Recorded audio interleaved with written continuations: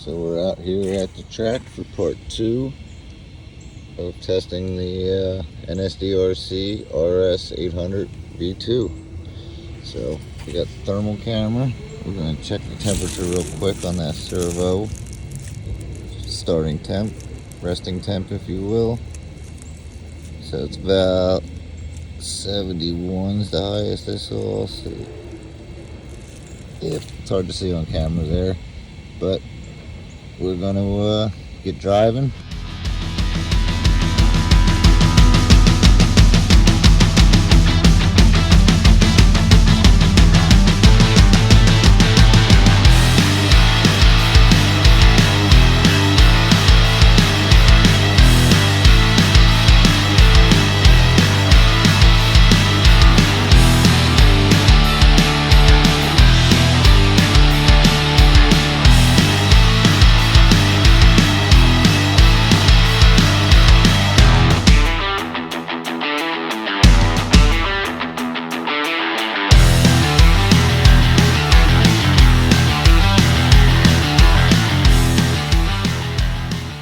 Alright, so we're going to fire up the camera here,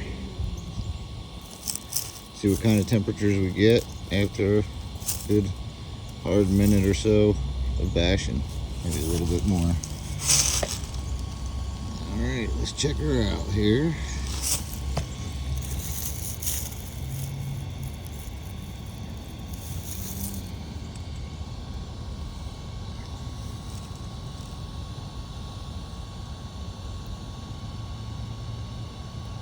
Looks like it stayed in about the 70s.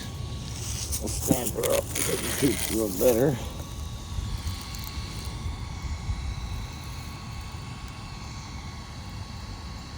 Let's see.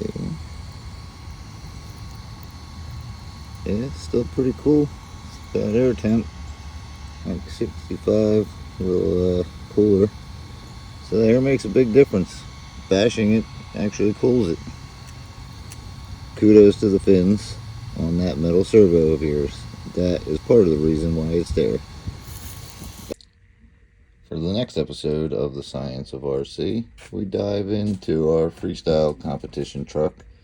You might have seen it in RC MT Motorsports competitions. I have not cleaned it up since that competition ended, so we're going to fire it up and see what kind of thermal signatures we can read off of it. And then we're going to test the NSDRC RS800 V2. So I'm going to fire up the camera. While that's firing up, I'm going to reach over, fire up the truck. Alright, so as you can hear, the fan is getting a little crazy.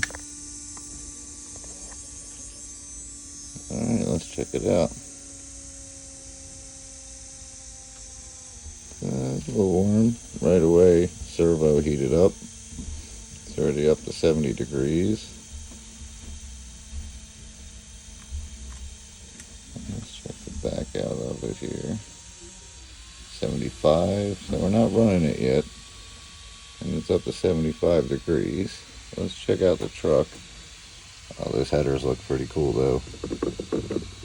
Let's see. Alright, the direct power connection is pretty cool. See, there's this little hot spot there on the fan area, it looks like. Check that out. So, servo looks like it's sitting at 75. So let's get turning it and testing, see what happens. Alright, here we go. You know what, let me move this out of the way a little and we'll see what we got.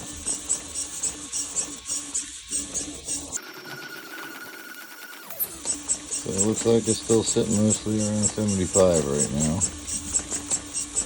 Keep going, let's see what happens, how hot we can get it.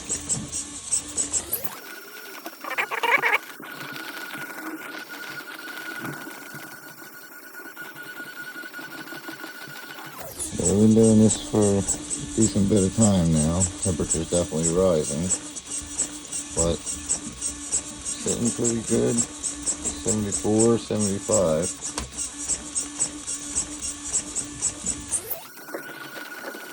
looks like we're getting a little more in the back here now, 78. We'll do a little bit longer, then I'm going to get up in there and see what temperatures we can read off of it. Like getting up there as I do it a little more. Like 78 the high.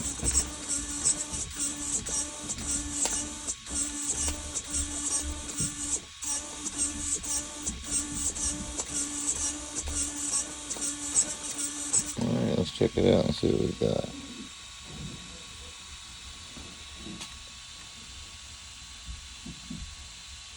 So, let's see. 78.8. Probably the hottest right there in the front. So just like in the last experiments, you'll see that I added electrical tape on everything. So this looks like it's maxing out at 78. Let's take a peek at the top here. See if I can get up in there. Yep, 78.2. So this is why I put the electrical tape on there, because that gives you the true surface temperature. Whereas if you look at the rest of it, it drops down a little bit. It looks like the back of the servo is a good 2 degrees hotter than the front. Look at the front plate sitting like 76. The rear 77, but spikes up around 78 in certain spots. Take a look at that ESC. Yeah, fan's still a little warm in there.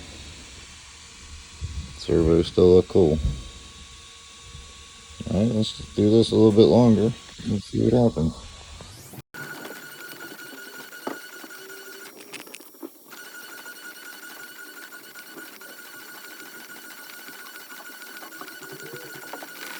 Now we'll start doing it a little bit faster and see what kind of temps we can get it up to. Yeah, as a shorty playing in the front yard of the crib, fell down and I bumped my head. Somebody help me up and So now we're getting it a little bit faster here. Let's see if that does anything to it. Let me set this back so it's in a good spot. There we go. Alright, let's rip.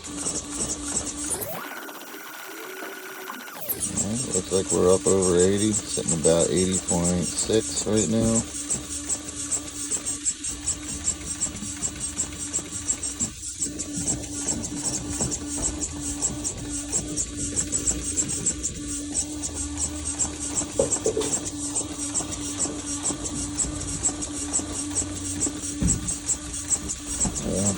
After a couple minutes of doing it, it looks like 80.6 is about the hottest it gets.